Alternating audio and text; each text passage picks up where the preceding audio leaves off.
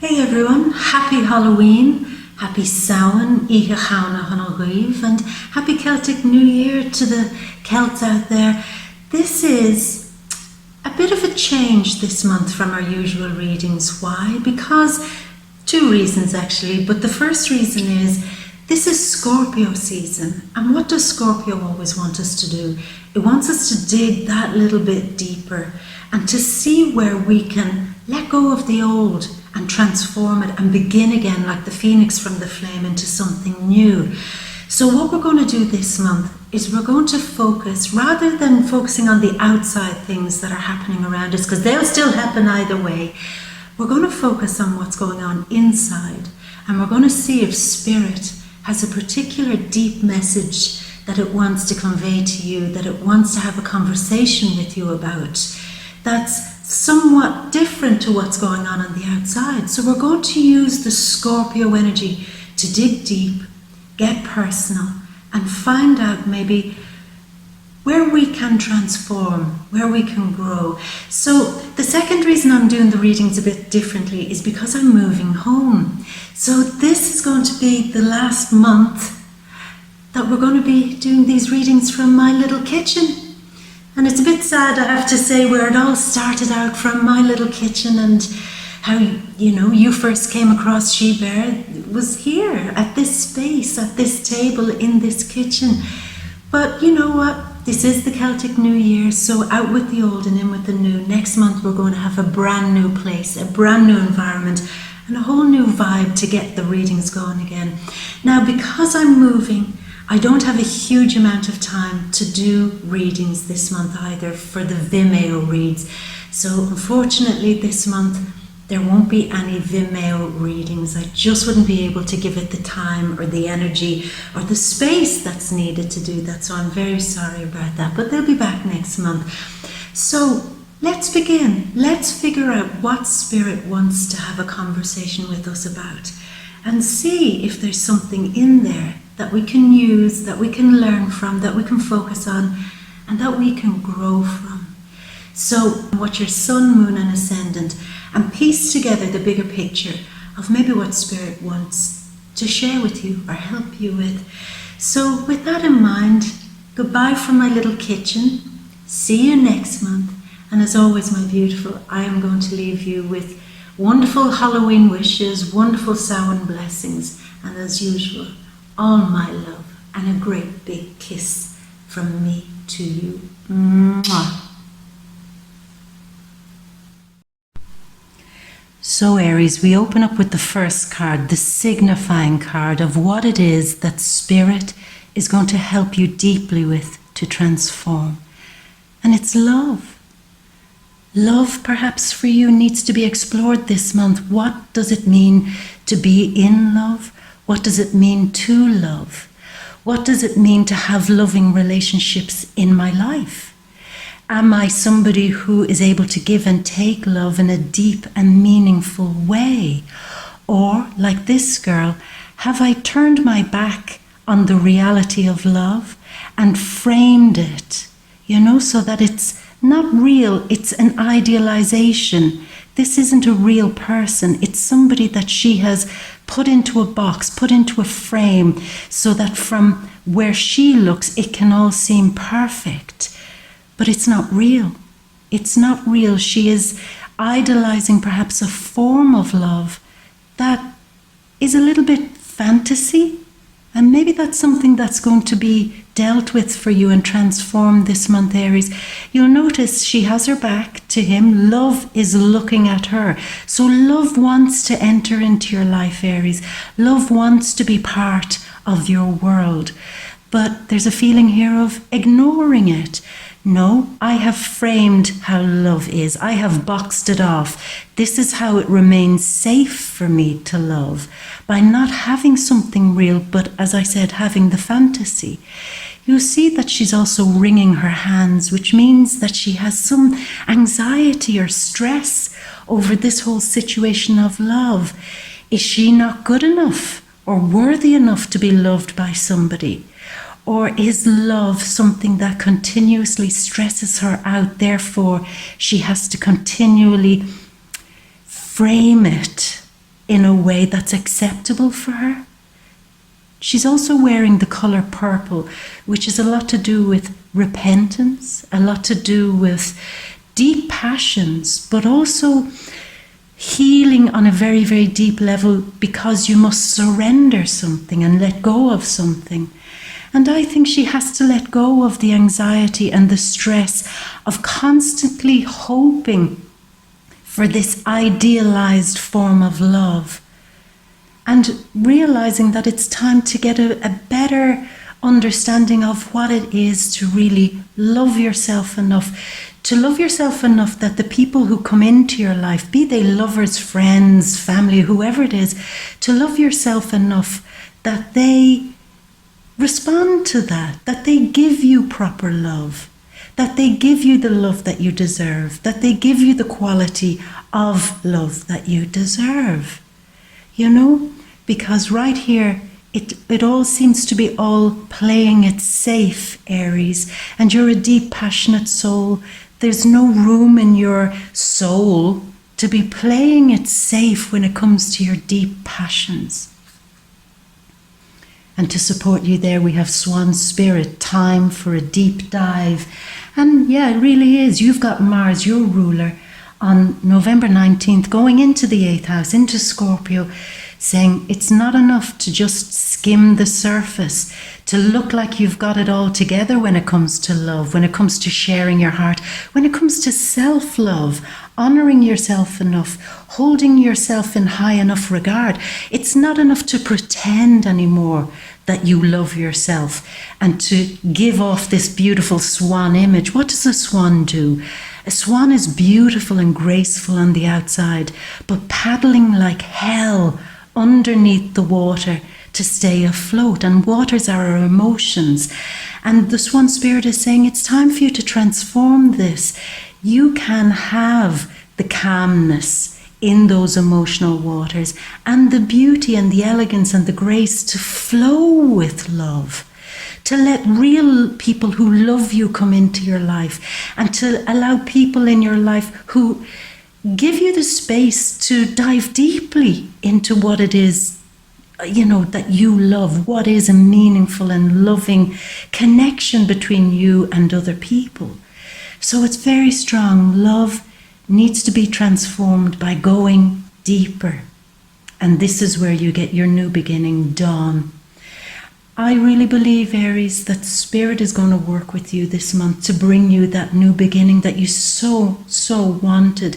In fact, looking at this card, for some of you, you might be pining over a past love, somebody who had all the qualities maybe that you consider as being perfect, but somehow it didn't work out. And there's a real tendency sometimes, Aries, for us to look back in the past and only see the good qualities of a person and not necessarily see the realities of it. And I think for some of you, that's what's been holding you back. But you'll dive deeply, and in doing that, you'll get your new beginning. Because Venus this month in the 9th house, she wants to expand her vision. She wants to know more about love. She wants to dive deeper and expand more on that. And that is new beginnings. And for some of you this month, there could be new beginnings for you, literally getting great pleasure from traveling, from educating yourself, from reading more. If I don't understand what true love is, maybe I need to explore that. I need to find books. I need to find conversations with people and dive deeply into understanding what love is, so I can have this new beginning, a kind of an awakening, Aries, of understanding how to express yourself. Dictionary, communication.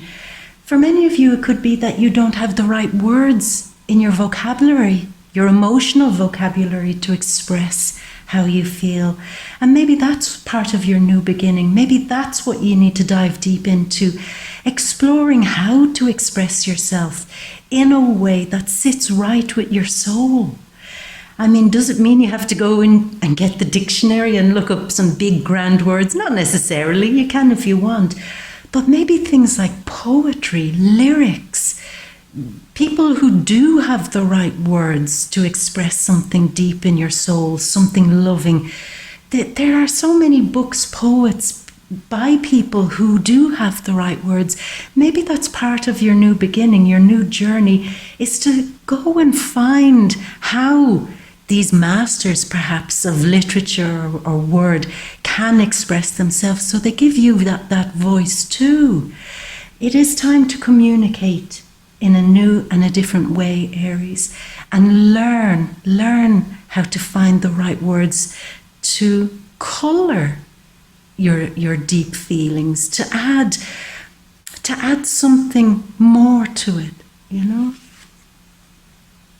Now, new moon in Leo. So maybe July was a big turning point for you. Maybe something happened in July where you felt, no, it's time, I'm ready. Maybe in Leo season it was that moment where you said, I want to be healed. I want to have more fun in my life. I want to generate more love in my life. And in many cases, Leo is the one who has the ability to express their personality in a deep way, in a meaningful way, but also in a fun and colourful way. And maybe that's what's really kicking in for you this month with Spirit. It's saying, don't lose your personality. Your personality is what is the most lovable about you. Dive deeper into that and gain confidence with that, Aries. Intelligence, education, knowledge, perception, flexibility. Venus in the 9th house with Jupiter and the new moon this month. All about expanding again. Expanding your vocabulary, expanding how it is that you express this loving personality in a deep way. And this is your new beginning. Can you learn how to do this? Maybe it wasn't shown to you when you were growing up. Maybe your family or your environment didn't have the right words to talk about deep and meaningful feelings. Maybe they just weren't very good at it. Or maybe they had real issues expressing clearly what it is to love. In order for you to feel it and to know it deep in your soul. And again, it's this feeling of getting pleasure and finding love again in expanding your ability to express your personality and your love personality in some deep and meaningful way, Aries. Now, Shatukite, I hope I pronounced that right. Again, the teacher, all 9th house energy, Venus, Jupiter, new moon in the 9th house.